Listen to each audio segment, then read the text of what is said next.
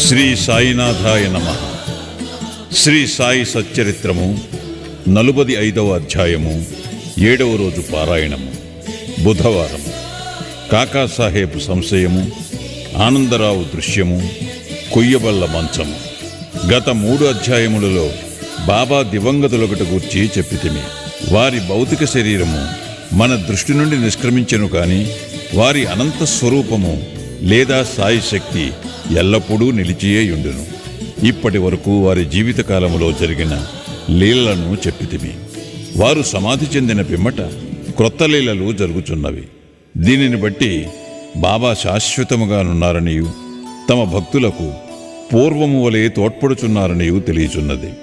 ఎవరైతే బాబా సమాధి చెందకముందు వారిని చూచిరో వారు నిజముగా అదృష్టవంతులు. అట్టి వారిలో ఎవరైనా ప్రపంచ సుఖములందు వస్తువులందు మమకారము పోగొట్టుకొనిచో వారి మనసులు భగవత్పరము కానిచో అది వారి దురదృష్టమని చెప్పవచ్చును. అప్పుడే కాదు, ఇప్పుడు కూడా కావలసినది బాబాయందు హృదయపూర్వకమైన భక్తి. మన బుద్ధి, ఇంద్రియములు, మనస్సు బాబా సేవలో ఐక్యము కావలను. కొన్నిటిని మాత్రమే సేవలో లయము చేసి తక్కిన వానిని వేరే సంచరించినట్లు చేసినచో ప్రయోజనము లేదు. పూజ కాని ధ్యానము కాని చేయ పూనుకునిచో దానిని మనఃపూర్వకముగాను ఆత్మశుద్ధితోడను చేయవలను. పతివ్రతకు తన భర్తయందు గల ప్రేమను భక్తుడు గురువునందు చూపవలసిన ప్రేమతో పోల్చెదరు. అయినప్పటికీ మొదటిది రెండవ దానితో పోల్చుటకే వీలులేదు. జీవిత పరమావధిని పొందుటకు తండ్రి కాని, తల్లి కాని, సోదరుడు కాని, ఇంకా ఏ ఇతర బంధువులు ఎవ్వరు గాని తోడ్పడరు. ఆత్మ సాక్షాత్కారమునకు దారిని మనమే వెతుకుని ప్రయాణము సాగించవలను. నిత్యానిత్యములకు భేదములు తెలుసుకొని ఇహలోక పరలోకములోని విషయ సుఖములను త్యజించి మన బుద్ధిని, మనస్సును స్వాధీనమందుంచుకొని మోక్షమునకై కాంక్షించవలెను. ఇతరులపై ఆధారపడుట కంటే మన స్వశక్తి యందే మనకు పూర్తి నమ్మకము ఉండవలను. ఎప్పుడైతే మనము నిత్యానిత్యములకు గల భేదమును పాటించెదమో ప్రపంచము అబద్ధమని తెలుసుకొనిదెము. దానివలన ప్రపంచ విషయములందు మోహము తగ్గి మనకు నిర్వ్యామోహము కలుగును. క్రమముగా గురువే పరబ్రహ్మస్వరూపమనియు కావున వారొక్కరే నిజమనియు గ్రహించెదము. వారు ఈ జగత్తును జయించిన వారును ప్రపంచమును కతీతులను. అప్పుడు వారిని ప్రతి జీవరాశియందు చూడగలిగి పూజించెదము. ఇదియే అద్వైత భజనము లేదా పూజ. ఎప్పుడైతే మనము బ్రహ్మమును లేదా గురువుని హృదయపూర్వకముగా ధ్యానించెదమో మనము కూడా వారిలో ఐక్యమై ఆత్మసాక్షాత్కారము పొందెదము. వేయేల గురువు నామమును జపించుట వలనను వారి స్వరూపమునే మనమున నుంచుకొని ధ్యానించుట చేతను వారిని సర్వజంతుకోటి యందు చూచుటకు అవకాశము కలుగును. మనకది శాశ్వతానందమును కలుగు చేయును. ఈ దిగువ కథ దీనిని విశదీకరించును. కాకాసాహెబ్ సంశయము, ఆనందరావు అనుభవము. కాకాసాహెబ్ దీక్షితును ప్రతిరోజు ఏకనాథుడు వ్రాసిన గ్రంథములను అనగా భాగవతమును, భావార్థ రామాయణమును చదువుటకు బాబా ఆదేశించాను. బాబా సమాధికి పూర్వము కాకాసాహెబ్ దీక్షితు ఈ గ్రంథములను చదువుచుండెను. బాబా సమాధి చెందిన తరువాత కూడా అట్లే చేయుచుండెడివాడు. ఒకనాడు ఉదయము బొంబాయి చౌపాటీలో ఉన్న కాకా మహాజని ఇంట్లో కాకాసాహెబ్ దీక్షిత్ ఏకనాథ భాగవతమును చదువుచుండెను. శ్యామ, కాకా మహాజని కూడా అతట నుండి శ్రద్ధతో భాగవతమును వినుచుండెరి. దీక్షిత్ ఏకాదశ స్కంధములోని ద్వితీయాధ్యాయమును చదువుచుండెను. అందు వృషభ కుటుంబములోని నవనాథులు లేదా సిద్ధులగు కవి, హరి, అంతరిక్ష, ప్రబుద్ధ, పిప్పలాయన, అవిర్హోత్ర, ద్రుమిళ, చమన్ మరియు కరభాజనులు భాగవత ధర్మసూత్రములను జనక మహారాజుకు చెప్పుచుండెరి. జనకుడు నవనాథులను ముఖ్యమైన ప్రశ్నలు కొన్ని అడిగెను. వారొక్కొక్కరు సంతృప్తికరమైన సమాధానములిచ్చిరి. అందులో మొదటివాడుగు కవి భాగవత ధర్మమును బోధించెను. హరి భక్తుని లక్షణములను, అంతరిక్షుడు మాయను దాటుటను, పిప్పలాయనుడు పరబ్రహ్మమును, అవిర్హోత్రుడు కర్మను, ద్రుమిళుడు భగవంతుని అవతారములను వారి లీలలను, చమన్ భక్తుడు కానివాడు చనిపోయిన పిమ్మట పొందు స్థితిని, కరభాజనుడు యుగయుగములందు భగవంతుని ఉపాసించు వేర్వేరు విధానములను సంతృప్తికరముగా బోధించిరి. వాని సారాంశమేమన కలియుగములో మోక్షము పొందుటకు ఒక్కటే మార్గము కలదు. అదేమన గురుని లేదా హరి పాదార విందములను స్మరించుట. పారాయణం ముగించిన పిమ్మట కాకాసాహెబ్ నిరుత్సాహముతో శ్యామాతో ఇట్లనెను. నవనాథులు భక్తి విషయమే చెప్పినది ఎంత అద్భుతముగానున్నది. దానిని ఆచరించుట ఎంత కష్టము. నవనాథులు పూర్ణజ్ఞానులే కాని మన వంటి మూర్ఖులకు వారు వర్ణించిన భక్తిని పొందుటకు వీలగునా? అనేక జన్మలెత్తినను మనము దానిని సంపాదించలేము. అట్లైన మనకు మోక్షము వచ్చుటట్లు. కాబట్టి అట్టి దానిని మనం ఆశించరాదని తెలియచున్నది. కాకాసాహెబు నిరుత్సాహము, నిరాశలు శ్యామ ఇష్టపడలేదు. వెంటనే అతడు ఇట్లనెను. ఎవరైతే వారి అదృష్టవశముచే బాబా వంటి ఆభరణమును పొందిరో అట్టివారు నిరాశ చెంది ఏడ్చుట విచారకరమైన సంగతే. వారికి బాబాయందు నిశ్చలమైన విశ్వాసమే ఉన్నచో వారు నిరాశ చెందనేలా? నవనాథుల భక్తి బలమైనదై ఉండవచ్చును గాని మనది మాత్రము ప్రేమానురాగాలతో నిండి ఉండలేదా? హరినామస్మరణము, గురునామస్మరణము మోక్షప్రదమని బాబా నొక్కి చెప్పి ఉండలేదా? అట్లయినచో భయమునకు గాని ఆందోళనకు గాని అవకాశమేది? శ్యామా చెప్పిన సమాధానముతో కాకాసాహెబ్ సంతుష్టి చెందలేదు. నవనాథుల భక్తిని పొందుటెట్లు అను మనోవేదన కలిగి ఆందోళనతో చికాకుగా నుండెను. ఆ మరుసటి ఉదయమే ఈ క్రింది అద్భుతము జరిగెను. ఆనందరావు పాకాడే అనువాడు శ్యామాను వెతుకుచూ పురాణ కాలక్షేపము జరుగుచున్న స్థలమునకు వచ్చాను. కాకాసాహెబ్ భాగవతము చదువుచుండెను. పాకాడే శ్యామాకు దగ్గరగా కూర్చుండి అతని చెవిలో ఏమో చెప్పుచుండెను. అతడు మెల్లగా తాను కాంచిన స్వప్న దృశ్యమును శ్యామాకు చెప్పుచుండెను.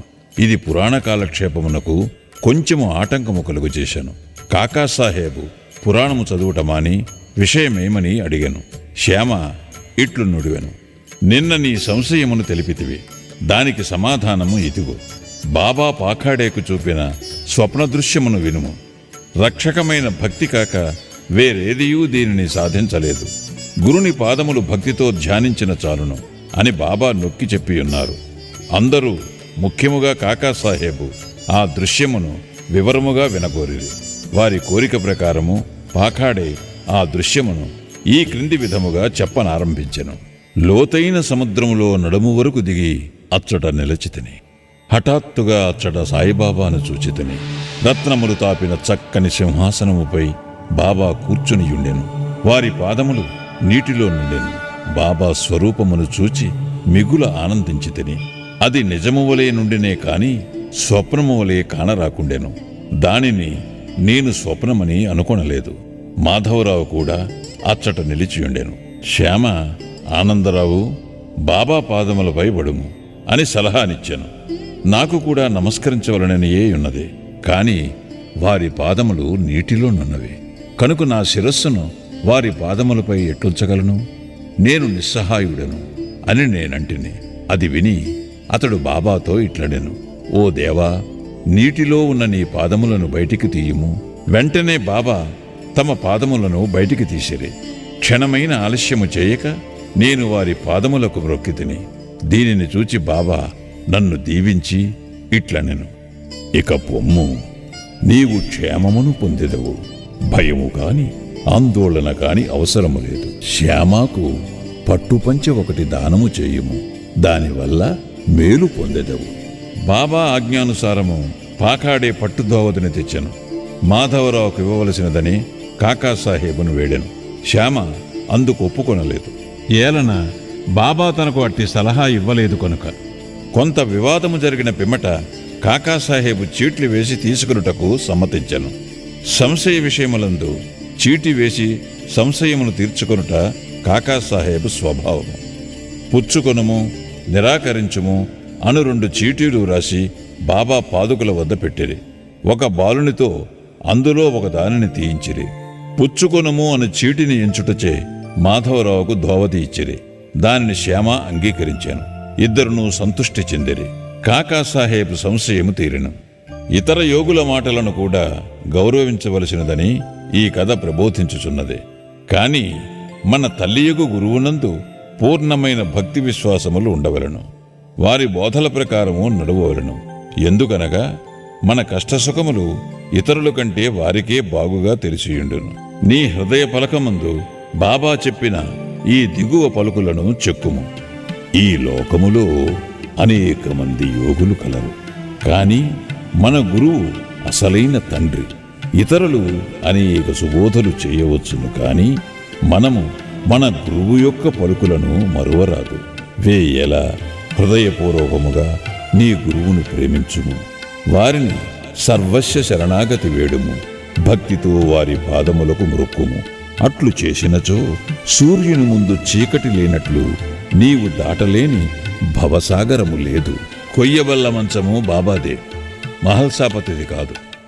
బాబా షిరిడీకి చేరిన కొద్ది కాలమునకే 4 మూరల పొడవు 1 జానెడు వెడల్పు గల కొయ్యబల్ల మీద 4 చివరల 4 దీపపు ప్రమిదలు పెట్టి దానిపై పండుకునివారు. కొన్నాళ్లు గడిచిన పిమ్మట బాబా దానిని విరిచి ముక్కలు చేసి పారవేశాను. ఒకనాడు బాబా దాని మహిమను కాకాసాహేబుకు వర్ణించి చెప్పుచుండాను. ఇది విని అతడు బాబాకిట్లనియే, మీకింకనూ కొయ్యబల్లయందు మక్కువ ఉన్నచో ఇంకొక బల్ల మీ కొరకు మసీదులో వ్రేలాడవేసేదను. దానిపై మీరు సుఖముగా నిద్రించవచ్చును. అందుకు బాబా ఇట్లనెను, మహల్సాపతిని దిగువ విడిచి నేనొక్కడినే పైన పండుకొనుటకిష్టము లేదు. కాకాసాహేబు ఇట్లనెను, మహల్సాపతి కొరకు ఇంకొక బల్లను తయారు చేయించెదను. బాబా, అతడెట్లు బల్లపై పరుండగలడు? బల్ల మీద అంత ఎత్తున పడుకొనుట సులభమైన పని కాదు. ఎవరు మిక్కిలి పుణ్యవంతులో వారే పండుకొనగలరు. ఎవరైతే కండ్లు తెరచి నిద్రించగలరో వారికే అది వీలగును. నేను నిద్రపోవునప్పుడు మహల్సాపతిని నా ప్రక్కన కూర్చుండి తన చేయి నా హృదయముపై నుంచమనెదను. అచ్చటు నుండి వచ్చు భగవన్నామస్మరణమును వినుమనెదను. నేను పండుకొనినచో నన్ను లేవగొట్టుమనెదను. దీనినే అతడు నెరవేర్చలేకున్నాడు. నిద్రతో కునుకుపాట్లు పడుచుండును. నా హృదయముపై వాని చేతి బరువును గమనించి ఓ భగత్ అని పిలిచెదను. వెంటనే కండ్లు తెరచి కదులును. ఎవడైతే నేలపై చక్కగా నిద్రించలేడో, ఎవడు కదలకుండా ఉండలేడో, ఎవడు నిద్రకు సేవకుడో వాడు ఎత్తైన బల్ల మీద ఎట్లు పండుకొనగలడు అనెను. అనేక పర్యాయములు బాబా తన భక్తులయందు ప్రేమచే ఇట్లనెను, మంచి కాని చెడ్డ కాని ఏది మనదో అది మన దగ్గరనున్నది, ఏది ఇతరులదో అది ఇతరుల వద్దనున్నది. శ్రీ సాయినాథాయ నమః. 45వ అధ్యాయము సంపూర్ణము. సద్గురు శ్రీ సాయినాథార్పణమస్తు. శుభం భవతు.